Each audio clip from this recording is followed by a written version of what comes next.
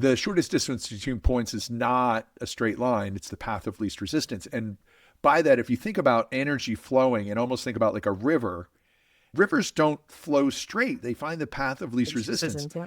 And sometimes people are like, oh, I'm going to run through that wall. I'm like, God, knock yourself out. I'm going around it. Thanks. Literally, knock yourself out. Literally.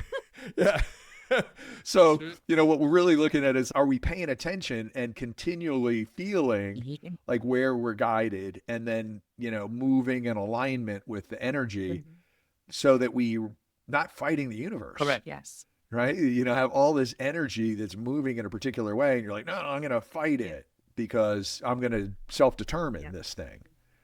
That's where I was at. I was stuck in that resistant, no, I would get taken down.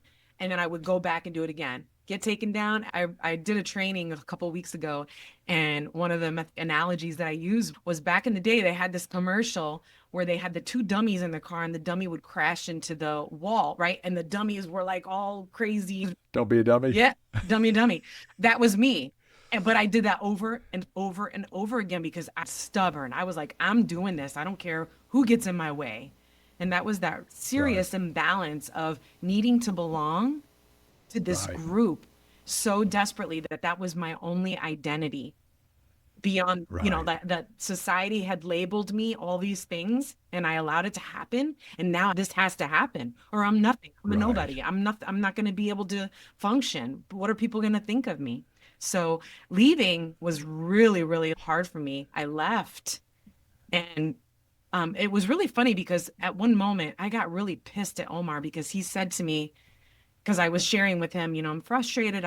All I've ever wanted to do is just teach, I'm just crying my eyes out. And he's like, wanting to be the fixer, the husband, whatever.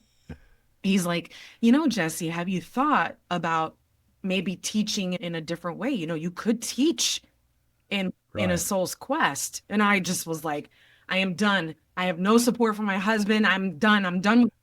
This is incredible. I can't believe I don't even have support at home. It was very resistant. That friction was very present in my life.